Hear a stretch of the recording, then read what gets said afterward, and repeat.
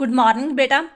हम book read out कर रहे थे भारत की खोज, जो कि पंडित जवाहरलाल नेहरू की लिखी हुई है, जिसे इंग्लिश में डिस्कवरी ऑफ इंडिया कहा जाता है, जिस ट्रांसलेशन है हिंदी में।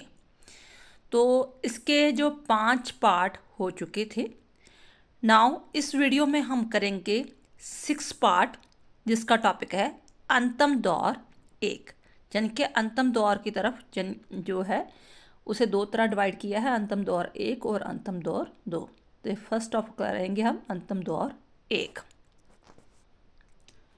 अंतम दौर एक के बीच में जो सब टॉपिक है इसके, वो रीड आउट करेंगे। भारत राजनीतिक और आर्थिक दृष्टि से पहली बार एक अन्य देश का कुशलता बनता गया। कहने का भाव कि चाहे जितने मर्जी हमलावर आए थे, महमूद गौरी गजनवी, बाबर, कह लो नादर शाह, जितने मर्जी हमलावर आए थे, लेकिन वो हमला करके चले जाते थे जहाँ इसी ही संस्कृति में रंग के थे।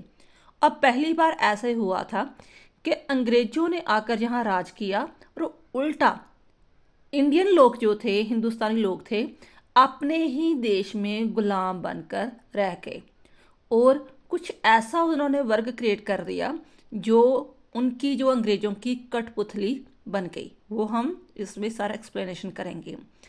फिर देन आफ्टर भारत में ब्रिटिश शासन का अंतर्विरोध। फिर धीरे धीरे जो पढ़ा लिखा वर्ग आने लगा, ठीक है, क्योंकि उनको क्लैरिकल चाहिए थे, थोड़ी एजुकेशन स्टार्ट कर दी थी, टेक्नोलॉजी स्टार्ट कर दी थी। अब जब लोगों में थोड़ी थोड़ी अवेयरनेस आनी शुरू की तो उन्होंने अंग्रेजों का विरोध करना शुरू कर दिया, लेकिन हुआ नॉर्थ एरिया से स्टार्ट हुआ।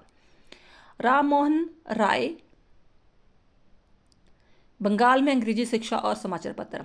आपको पता है कि बंगाल, कोलकाता ये उनका हब एरिया था, तो मैक्सिमम शुरुआत भी यहीं पर हुई अवेयरनेस के। सन 1857 की महान क्रांति जातिवाद। 1857 जो रेवोल्यूशंस है वो देश की आज़ादी का पहला स्टेप भी माना जाता है, जहाँ पर आप तांत्या टोपे के बारे में, झांसी की रानी के बारे में पढ़ते हो।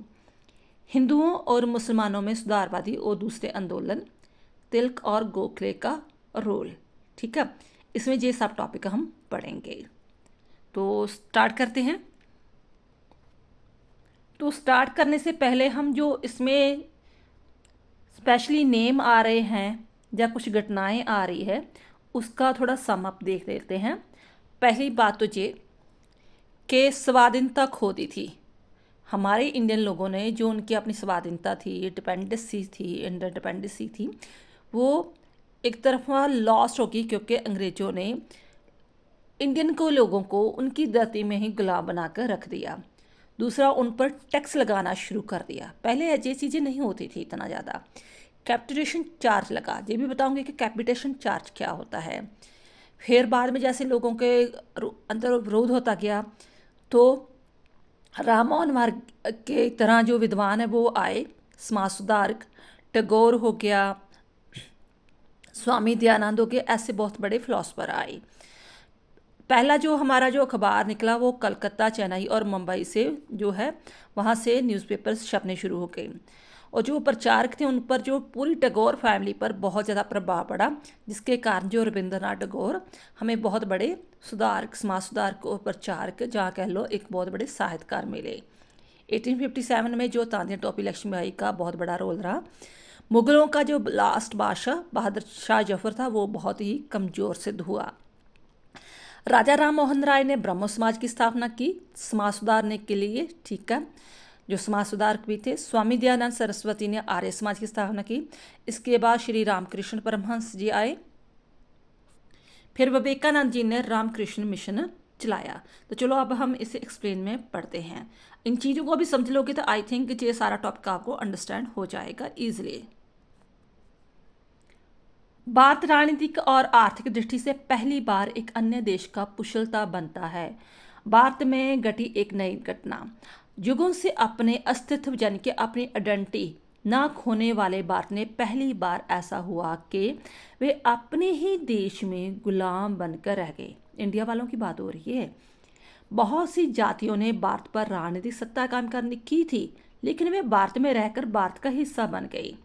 जैसे जो मंगोल आए, तुर्क आए, महमूद गजनवी आया, गोरी आया, जब कुछ भी हमलावर आए हमला करके चले गए, लूटपाट करके चले गए। अगर बाबर आया तो बाबर यहाँ पर रहकर वहाँ इसी संस्कृति में रच-मिच गए। भारत ने अपनी स्वाधीनता कभी नहीं खोई, लेकिन पहली बार ऐसा हुआ कि भारत पर राजनीतिक संचालता उसकी धरती से बाहर का हुआ। अंग्रेजों ने भारत में रहकर हुकूमत चलाई, जबकि शासन सत्ता इंग्लैंड की थी। आपको पता है कि ये इनकी एक तरफा कंपनी कह लो, जहाँ एक कलोनियलिज्म था, बस्तीवाद बनाया हुआ था इंडिया को। तो शासन जो था वो इंग्लैंड से ही चल रहा था, इंग्लैंड की जो महारानी विक्टोरिया वहीं से चल रहा था। तो सारा जो कानून है, हुक्म है, वो इंग्लैंड से ही चलता था। भारत की अधीनता। भारत ब्रिटिश सरकार के लिए एक औपचारिक केंद्र व खेतिहार बनकर रह गया, जिसे अंग्रेजी सरकार ने पूरी तरह से चूसा। भारत में उन्हीं व्यापार धंधों को बढ़ावा मिला जिससे अंग्रेजों को लाभ होता था। ठीक है, उन्हीं पदार्थों की खेती होती थी जिसने उन्हें को लाभ होता था, क्योंकि वो क्या करते थे, सारा शोषण करके चीज़ों का वो अपने देश में ले जाते थे। अंग्रेजी सरकार की चाल। अंग्रेजों ने अब और नया ट्रिक अपनाया कि जो कुछ वर्ग लोगों को ऐसा क्रिएट किया जो उनके चमचे बन गए। अंग्रेज ने भारत के एक ऐसे वर्ग को पैदा किया जिनके स्वार्थ उनके ना उनसे भिन्न ना थे, अर्थात आम जनता व अंग्रेजी सरकार के बीच का वर्ग, जिसमें राजा होता था, जमींदार होते थे, सरकार के विभिन्न विभागों के पटवारी, गांव के मुखिया वे उच्च कर्मचारी आते थे। ये भी जनता का खून चूसने वाले थे, यानी कि उनको लालच देकर, राजा, जमींदार, सरपंच को लालच देकर उनको अपनी जो इशारों में नचाते थे। अंग्रेजों ने हर जिले में जो डीसी होते थे वो नियुक्त किए। ये सब सरकार को मुंह मांगी रकमें देते थे, जो किससे इकट्ठा करते थे, लोगों से एकत्रित करते थे। भारत पर आर्थिक बोझ। भारत की जनता अपने देश में संपन्न साधनों के होने के बावजूद भी गरीब बन गई। क्यों बन गई? क्योंकि उनको ब्रिटेन का, अंग्रेजों का खर्च उठाना पड़ रहा था। उनको कैपिटेशन चार्ज लग रहा था। कैपिटेशन चार्ज होता, मान लो अंग्रेजों ने पुलिस सेना स्थापित की है, ठीक है, तो उनको जो तनख्वाह देनी है, उनके जो खर्चे होते हैं प्रशिक्षण के, ट्रेनिंग के वगैरह, वो इंग्लैंड नहीं दे रही थी। वो उल्टा खर्चा इंडिया वालों से ही भर रहे थे। उसे कहा जाता है कैपिटेशन चार्ज, जिसमें सेना के एक हिस्से का प्रशिक्षण खर्चा भारत को ही उठाना पड़ता था। इसके अलावा अन्य खर्चे का बोझ भी भारत के ही कंधों पर था। ये कुछ इसके इम्पोर्टेंट क्वेश्चन है।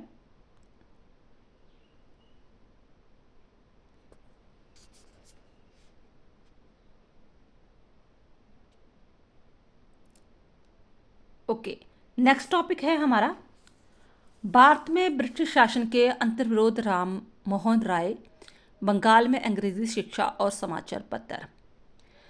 अंग्रेजों द्वारा भारत में शिक्षा का मार्गदर्शन, ये नहीं कि वो लोगों की, इंडिया के लोगों की भलाई के लिए बहुत सोच रहे थे चलो कि इनको भी एजुकेटेड कर रही है, बल्कि उनको कुछ ऐसा पढ़ा लिखा वर्ग चाहिए जो उनकी नौकरी चाकरी कर सके, जो क्लैरिकल के तौर पर काम कर सके। फॉर दिस रीज़न उन्होंने स्टडियाँ स्टार्ट की थी। भारतीयों को शिक्षा की ओर अग्रसर करने का श्रेय अंग्रेजों को ही दिया जाता है। जब ब्रिटिश शासन सत्ता पूरी तरह अपने पैर पसार चुकी तो अंग्रेज क्लर्कों को रखना भी उन्हें भारी पड़ना लगा। ऐसे में उन्होंने भारतीयों को शिक्षित कर कम वेतन में, कम तनख्वाह पे क्लर्क रखना शुरू कर दिया। शिक्षा की नई चेतना। समाज में शिक्षित वर्ग के पनपने ही नई चेतना जागृत हुई। उन्हें एहसास होने लगा कि हमें गुलामी वाला जीवन नहीं जीना। चेतना के दूसरा मार्ग। भले ही अंग्रेज शासन ने अपने लाभ के लिए भारत में टेक्नोलॉजी, रेलगाड़ी, जो प्रेस है, छापाखाना है, दूसरी मशीनें, वे युद्ध के कारगर तरीकों का प्रसार किया, लेकिन भारत भी उनमें पूरी तरह से शामिल थे। इन सब में उनके दिलों में, दिमाग में एक व्यापक चेंजेस हुए। दूसरे रहने वाले लोगों का अपने संपर्क बढ़ा, विचारों का आदान प्रदान हुआ। नई अर्थव्यवस्था की नींव। अंग्रेजों ने नई अर्थव्यवस्था की नींव भारतीय धरातल पर रखी थी। खेतिहर व्यवस्था टूट गई थी, अब जमीन भी बिकाऊ वस्तु बन गई थी, मुद्रा प्रणाली का विस्तार होना शुरू हो गया। बंगाल के समाज सुधारक राजा राम मोहन राय का उदय। 18वीं शताब्दी के महान समाज सुधारक बंगाल की धरती में थे, जहां लगभग 50 वर्षों से अंग्रेजी साम्राज्य चल रहा था। हिंदू मुस्लिम संस्कृति को जानने वाले संस्कृति, अरबी और फारसी भाषा के विद्वान राजा राम मोहन राय ने अपनी विचारधारा से भारतीयों में नई चेतना जगाई। उन्होंने अंग्रेजी सरकार के गवर्नर जनरल को गणित, भौतिकी, विज्ञान, केमिस्ट्री कह लो, बायोलॉजी कह लो, ठीक है, और अन्य उपयोगी विज्ञानों की शिक्षा देने की पर जोर दिया। ऐसा करने का कारण ये था कि भारतीय जनता मॉडर्नाइजेशन हो जाती। भारत धार्मिक विचारों पर अड़िग। राजा राम मोहन राय पर ईसाई व मुस्लिम दोनों धर्म का प्रभाव पड़ा, परंतु वे भारतीय धार्मिक आधार पर अड़िग रहे। उन्होंने धार्मिक कृतियों व कुप्रथाओं से भारत को मुक्त करवाना चाहा। इसी का नतीजा ये निकला कि ब्रिटिश सरकार ने सती प्रथा पर रोक लगा दी। सती प्रथा मैंने पिछली वीडियो में बताया था कि जब किसी का पति मर जाता था तो उसका दाह संस्कार किया जाता था, तो उसकी जो पत्नी थी उसे जिंदा ही जला दिया जाता था। तो ऐसा एक कृति थी, एक प्रथा थी कि हाँ भी ये सती हो गई, ठीक है। बट राजा राम मोहन राय ने इस चीज़ का बहुत विरोध किया कि किसी इंसान को आप ऐसे जिंदा जला नहीं सकते, ठीक है, औरत का भी अपना जीने का हक है। तो देन आफ्टर ब्रिटिश सरकार ने, अंग्रेजी सरकार ने ये कानून बना दिया कि कोई भी ऐसे किसी औरत को जला नहीं सकता, उसे सती प्रथा के आधार पर जला नहीं सकता, उस पर ये को प्रथा नहीं कर सकता। ये प्लस पॉइंट हुआ, यानी कि हिंदू धर्म में जो कृतियाँ आ चुकी थी उन्हें धीरे धीरे ख़त्म किया जा रहा था। पत्रकारिता को महत्व। वे भारतीय पत्रकारिता के प्रवर्तक थे। उनका मानना था कि समाचार पत्र व पत्रकारें मनुष्य के विचारों को जागरूक करने का उत्तम तरीका है।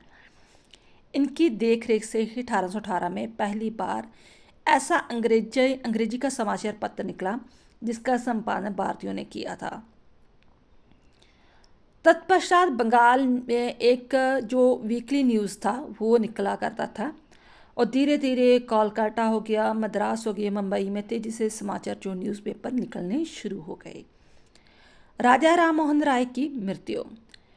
उनकी नीतियों की विशेषता थी कि उन्होंने भारतीयों के पुनर्जागरण लाना चाहा था, लेकिन उन्होंने अंग्रेजी सरकार का विरोध ना कर उनकी नीतियों में परिवर्तन करने की कोशिश की थी। वो चाहते थे कि हिंदू धर्म में जो कृतियाँ आ रही है, कुप्रथाएँ आ रही है, उनको ख़त्म किया जाए। अंग्रेज़ों का टोटली विरोध भी नहीं करते थे, लेकिन वो उनको कंपेल करते थे कि हमारे इंडिया के लिए कुछ ना कुछ सुधार किया जाए। दिल्ली सम्राट की ओर से वे एक बार इंग्लैंड भी गए। दुर्भाग्यवश 19वीं शताब्दी के आरंभिक वर्षों में ही ब्रिस्टल में उसकी मौत हो गई। इस टॉपिक के कुछ इंपॉर्टेंट क्वेश्चन।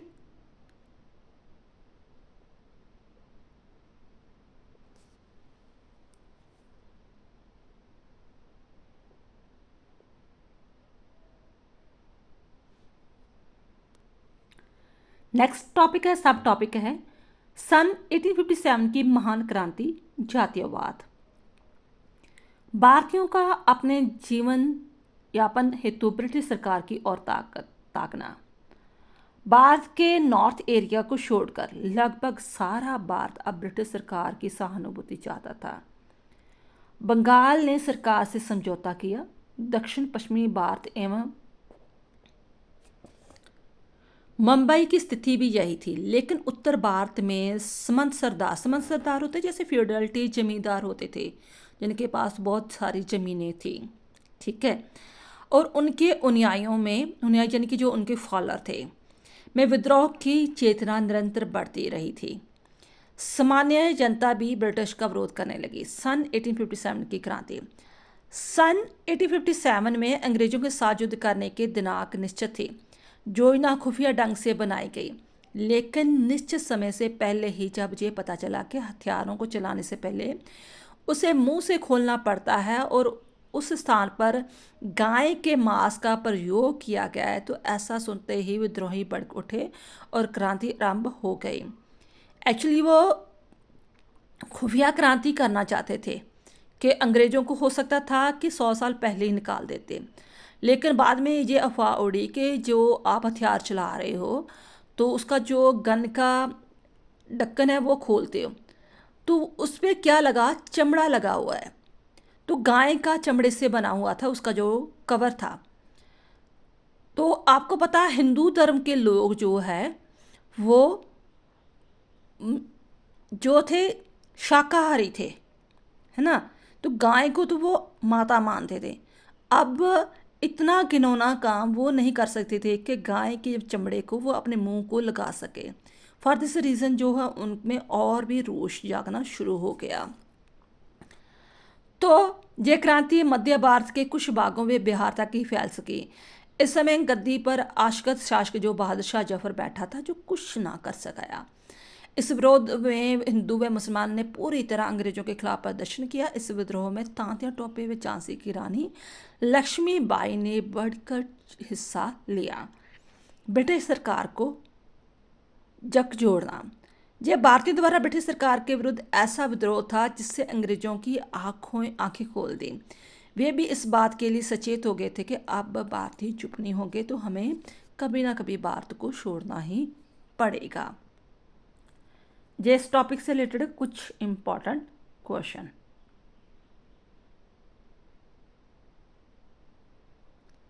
नेक्स्ट टॉपिक है हिंदुओं और मुसलमानों में सुधारवादी और दूसरे आंदोलन। भारतीयों के विचारों का परिवर्तन। टेक्नोलॉजी परिवर्तन व शिक्षा का प्रसार होने से लोगों की विचारधारा में चेंजेस आने शुरू हो गई। उनका ध्यान जो वेस्टर्न कल्चर की और तरफ बढ़ना शुरू हो गया, वो भी थोड़े थोड़े अवेयर हो गए हर चीज़ों के लिए। इवन के धर्म परिवर्तन रीज़न हुआ। धर्म परिवर्तन क्यों हुआ? क्योंकि हिंदू जो थे ज़्यादा ही, नेहरू जी ने स्टार्टिंग में बता दिया कि जितना हमारा वैद के समय इतना धर्म अच्छा था, ठीक है, अब लोगों में जो है कट्टरता, रूढ़िवादता, जो वहम भर्म है, जो कह लो है ना, रिचुअल ज़्यादा हैं, वो चीज़ें आनी शुरू हो गई। जैसे कह लो पखंड वगैरह आने शुरू हो गए। तो इस चीज़ को जो पढ़े लिखे लोग थे वो एक्सेप्ट नहीं कर पा रहे थे। फॉर दिस रीज़न जो है वो हिंदू धर्म से बदल के कुछ मुसलमान में, कुछ ईसाई में चेंजेस होते जा रहे थे। जैसे कि हिंदू धर्म में शादी नहीं करने के लिए अलाउ होता था, विधवा लड़की बाहर नहीं आ सकती थी, और भी बहुत सारे जो ज़्यादा छुआछूत थी, ठीक है, अनटचेबिलिटी की जो प्रॉब्लम चल रही थी। तो हिंदू जो ब्राह्मण लोग अपने आप को ज़्यादा शुद्ध मान रहे थे। तो फॉर दिस रीज़न जो मैक्सिमम लोग थे वो भी थोड़ा चेंजेस चाह रहे थे। इस समय हिंदू धर्म अधिक रूढ़िवादिता की ओर बढ़ रहा था, बहुत ज़्यादा कट्टर हो रहा था। समाज के रीति रिवाजों में खिन्न होकर बहुत से हिंदू ईसाई धर्म की ओर आकर्षित हुए। बंगाल में कुछ प्रसिद्ध व्यक्तियों ने भी धर्म चेंजेस करने शुरू कर दिए। ब्रह्म समाज की स्थापना। राजा राम मोहन राय ने समाज सुधारवादी आधार पर हिंदू ब्रह्म समाज की स्थापना की, और मध्यम वर्ग यानी कि जो मिडिल क्लास के लोग थे उस पर इनका अधिक ज़्यादा असर पड़ा। उनके बाद केशव चंद्र ने भी इस धर्म के लगभग ईसाई ही रूप दे डाला, यानी कि वो पूरी तरह क्रिश्चियनिटी ही बन गए। महासमाज सुधारक स्वामी दयानंद सरस्वती, एक के बाद एक विद्वान आए। 19वीं शताब्दी के उत्तरार्ध में स्वामी दयानंद सरस्वती ऐसे समाज सुधारक हुए जिन्होंने भारतीय धार्मिक ढांचे में वेदों को प्रमुख बताया। कि अब उसने कहा कि आप जो कट्टरता चलती रही है, आप ज़्यादा रीति रिवाज जो खंड चला रहे हैं, उसे ख़त्म करो। जो हमारे वेदों में कहा था, ठीक है, व्यक्तिगत जीवन जीना, ठीक है, अपनी सोच को सोचना, लॉजिक सोच रखना, तर्कपूर्ण सोच रखना, वो चीज़ों को अपनाओ। तो उन्होंने एक नारा लगाया, स्लोगन दिया, वेदों की ओर लौटो। इनके धार्मिक मत को आर्य समाज कहा जाता था। इसने ब्रह्म समाज की स्थापना रखी राजा राम मोहन राय ने, और दयानंद सरस्वती ने फिर किस समाज की स्थापना रखी? आर्य समाज की। इसका प्रसार मुख्य रूप से पंजाब और संयुक्त प्रदेश के हिंदू मध्य वर्ग में हुआ। इस धर्म ने लड़के लड़कियां के समान रूप में शिक्षा का प्रसार किया और औरतों की स्थिति में सुधार करने और दलित जातियों को स्तर को ऊंचा उठाने की कोशिश की। नेक्स्ट आ गया श्री रामकृष्ण परमहंस। स्वामी दयानंद के ही समय से बंगाल में व्यक्तित्व उभरा, क्योंकि जब वैद्यों की ओर कहा था, नारा लगाया, तो उसमें क्या था, विचारधारा क्या थी, अगर आपने पिछली वीडियो ध्यान से सुनी होगी तो व्यक्तिगत विचारधारा थी उसमें। तो देन आफ्टर फिर दोबारा से एक बार विचारधारा उठी, इंडिविजुअलिज्म कह देते हैं, व्यक्तिवादी विचारधारा कह देते हैं, जो व्यक्ति को प्रेफरेंस देते हैं। व्यक्तित्व उभरा श्री रामकृष्ण परमहंस, जो मुख्यतः धार्मिक थे। उन्होंने हिंदू धर्म और दर्शन के विरुद्ध विविध पक्षों को आपस में जोड़कर जनता के सामने पेश किया।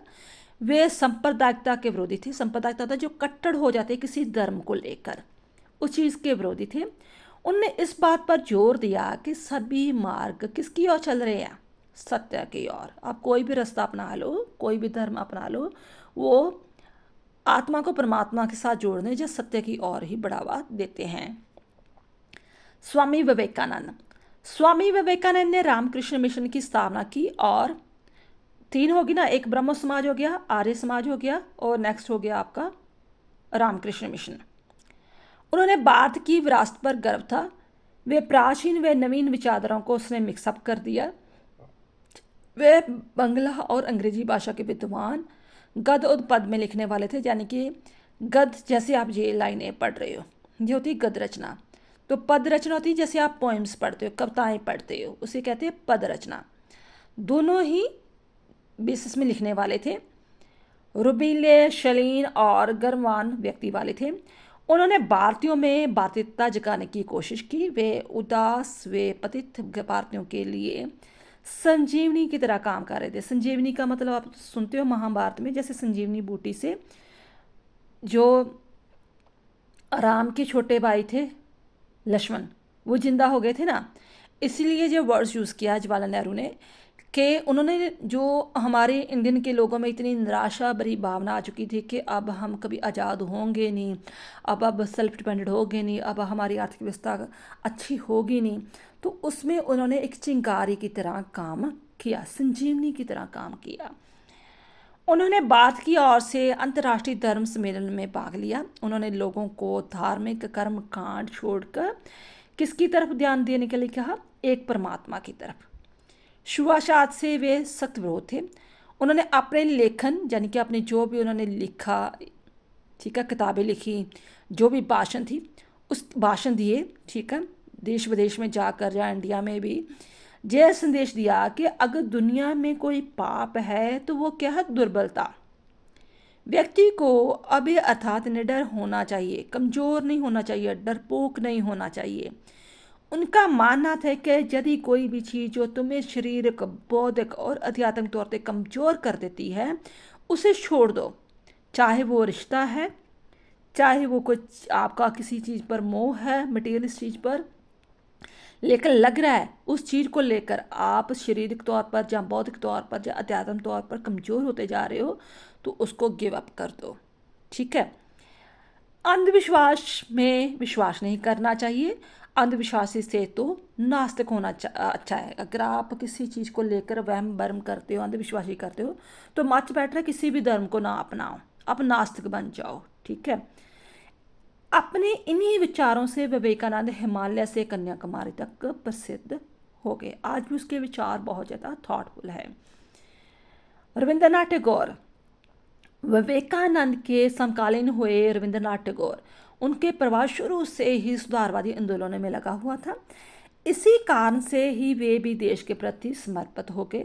वे श्रेष्ठ लेखक और कलाकार थे। वे कोई राजनीतिक नहीं थे। आपको पता, वो बहुत बड़े साहित्यकार थे। ठीक है। उन्होंने एक ऐसा विद्यालय, एक ऐसा स्कूल खोला जिसे हम शांति निकेतन कहते हैं। ठीक है, कि कोई भी मारपीट नहीं होगी, सजा नहीं देंगे, तो आप पेड़ों के नीचे आप पढ़ते हो, खुले आसमान में प्रकृति के साथ पढ़ते हो। ठीक है। फिर उन्होंने, आपको पता, national anthem, I think national song भी लिखा। वे ब्रिटिश सरकार का आगे बढ़कर विरोध करते थे। अमृतसर के हत्याकांड के समय इन्होंने सर की उपाधि अंग्रेजी सरकार को लौटा दी थी। अमृतसर के हत्याकांड का आपको पता है कि जब जलियांवाला बाग का कांड हुआ था, तो क्योंकि ये बहुत बड़े साहित्यकार थे, एक्टिविटीज़ थे, तो अंग्रेज़ों ने इसे एक उपाधि दी थी सर की। तो उसने ये भी वापस कर दी कि नहीं, अगर आप मेरे देश के लिए इतना अत्याचार करते हो तो मुझे आपकी कोई उपाधि नहीं चाहिए। शिक्षा के क्षेत्र में शांति निकेतन उनकी शिक्षा के क्षेत्र में एक नई देन थी। अपने देश के संदेशों को वे विदेशों में लेकर जाते, वे विदेशों के संदेश भारत में लाते। उनका मस्तिष्क उपनिषदों के ज्ञान के ओतप्रोत था। गौर विवेकवादी व्यक्तिवादी होने पर भी वे रूसी क्रांति की महान उपलब्धियों के प्रशंसक थे, क्योंकि आपको पता है जो अमेरिका इंग्लैंड है वो व्यक्तिवादी विचारधारा का अनुयायी है, और जो रशिया चाइनीज है वो समाज को पहल देता है। ठीक है, इसे समाजवादी विचारधारा कहते हैं। तो रविंद्रनाथ टैगोर में दोनों का ही विचारों का असर था, दोनों का ही मिक्सअप पाया जाता था। विशेषकर शिक्षा के पश्चात संस्कृति, स्वभाव और समानता की चेतना के उनका मानना था कि यही तत्व व्यक्ति को अपने लक्ष्य तक पहुंचा सकते हैं कि आप दोनों चीज़ों को इंक्लूड करो तो फिर ही आप आगे बढ़ सकते हो।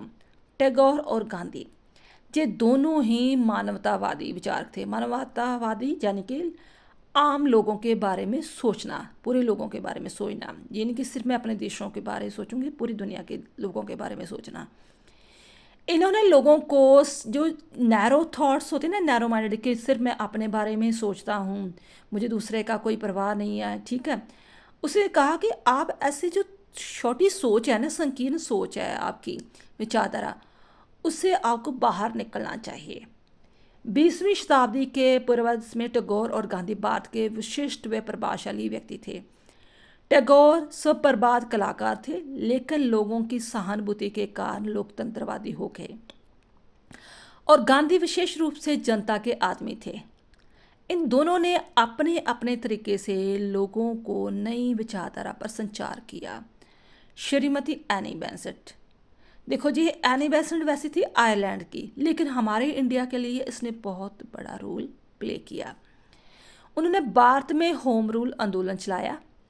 उनका मानना था कि जब अंग्रेज पूरी तरह से स्वतंत्रता नहीं देती, मान लो आपको पूरी तरह आज़ादी नहीं दे रही, ये बात कर रही है 1857 की, अभी 100 साल रहते हैं हमारे देश को आज़ाद होने के लिए, तो कम से कम आंतरिक स्वतंत्रता तो दे कि हमें कुछ अपने देश में अपने डिसीजन लेने की आज़ादी होनी चाहिए। चाहे अंग्रेज़ों का राज है, इंग्लैंड से सारा प्रशासन चल रहा है, लेकिन कुछ हद तक 50-60% जो है हमें स्वाधीनता मिलनी चाहिए। इस हेतु संघर्ष करने में उन्होंने भारतीयों का साथ दिया, जिसे हम कहते हैं होम रूल। गदर 1857 का विद्रोह के बाद मुसलमानों का असमंजस्य। आपको पता, दो तरह के जो दल थे, एक नरम दल, एक गर्म दल। जो गदर पार्टी थी वो गर्म दल की थी। गर्म दल का मतलब होता है जो थोड़े एक्सट्रीम विचारधारा वाले थे, जो कहते थे कि नहीं, हम चुपचाप सहनशीलता से अंग्रेज़ों को बाहर नहीं निकाल सकते, उसको क्रांति से ही बाहर निकाल सकते हैं, दंगे फसाद क्रांति करके ही, बम विस्फोट करके ही कर सकते हैं। जैसे भगत सिंह जी इसमें पार्टी के अनुयायी थे, जहाँ कह लो इसमें शामिल थे। और दूसरी तरफ थे जो नरम दल के, जैसे महात्मा गांधी कहते थे कि नहीं, आप बस चुपचाप शांति से विरोध करो, कोई आपने कोई क्रांति वगैरह नहीं करनी। 1857 के विद्रोह के बाद मुसलमान वर्ग इस हेतु चिंतित था कि किस और चाहें, ब्रिटिश सरकार का साथ दे या हिंदुओं का। गदर में अंग्रेजों ने मुसलमानों पर अधिक प्रहार किया। ऐसे में एक नए वर्ग का उदय हुआ जो बुर्जुआ वर्ग सन 1870 के बाद अंग्रेजी सरकार ने हिंदुओं और मुसलमानों के बैलेंस की नीति अपनाई। मुस्लिम नेता सर सैयद अहमद खां, अब 2-3 मुसलमान नेता आएंगे, उसका नाम भी याद रखना, अब्दुल कलाम आज़ाद और सर अहमद खां, इनका बहुत बड़ा रोल है।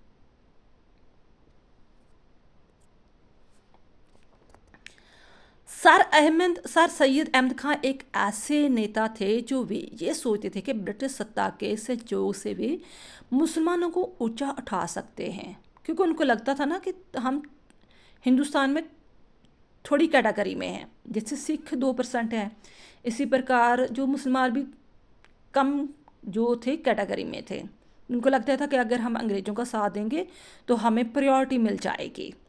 वे चाहते थे कि लोग अंग्रेजी शिक्षा स्वीकार कर लें। वे आधुनिक वैज्ञानिक विचारों से इस्लाम का तालमेल बिठाना चाहते थे। उन्होंने मुस्लिम लोगों में ब्रिटिश विरोधी भावना को कम करने की कोशिश की। फिर उन्होंने अलीगढ़ यूनिवर्सिटी भी स्थापित की, ये आपको पता अभी भी इंडिया में बहुत अच्छी तरह चल रही है, जिसका एक ही उद्देश्य था कि भारत के मुसलमानों को ब्रिटिश राज के योग्य और उपयोगी प्रजा बनाना, अर्थात वे ब्रिटिश सरकार के विरुद्ध नहीं जाना चाहते थे। कौन? सैयद अहमद खां। इनका संपर्क मुसलमानों में भी उच्च वर्ग तक ही कायम था। आम जनता या जो गांव के लोग थे उनका तो संपर्क ही नहीं था। सर सैयद अहमद खां अपने उद्देश्य में इस कदर सफल हुए कि वे मुसलमानों में अंग्रेजी शिक्षा आरंभ हो गई और उनका दिमाग जो राजनीतिक आंदोलन से हट गया। राजनीतिक आंदोलन तो वो चला रहे थे ना जो देश में आज़ादी चाह रहे थे, तो अब मुसलमान वर्ग तो अंग्रेज़ों से जा मिला। अब्दुल कलाम आज़ाद।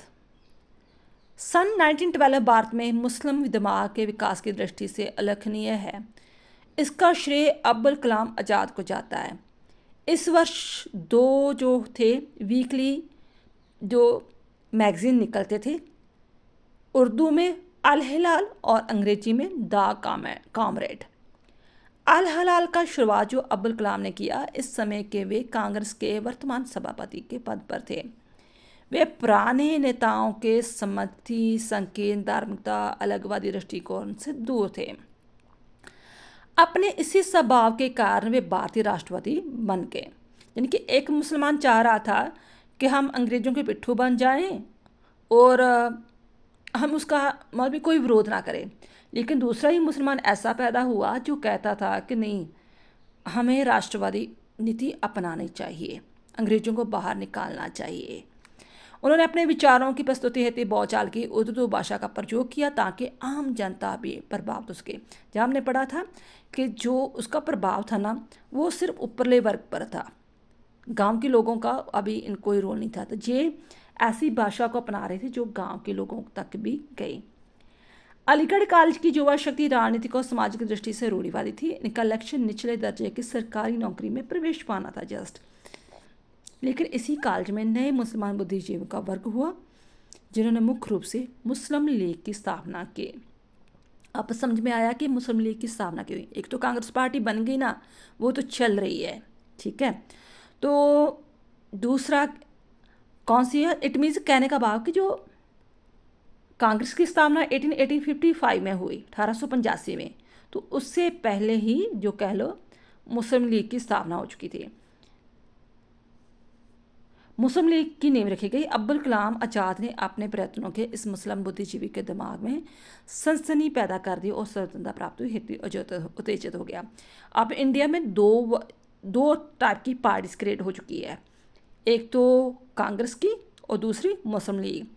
तो मुस्लिम लीग अब ये चीज़ें सोचने लगी, शुरू कर देगी कि हम मुसलमानों की अगुवाई कर रहे हैं, और जो कांग्रेस है चाहे बेशक उसमें मुसलमान काफ़ी थे, लेकिन कुछ लोगों के विचार में ये आएगा कि जो कांग्रेस पार्टी है वो हिंदुओं की ही पार्टी है। ये चीज़ बाद में इतनी कड़त्तन में भर गई, बिटरनेस भर गया कि देश के दो टुकड़े करने पड़े। ये कुछ इम्पोर्टेंट क्वेश्चन है इस टॉपिक के।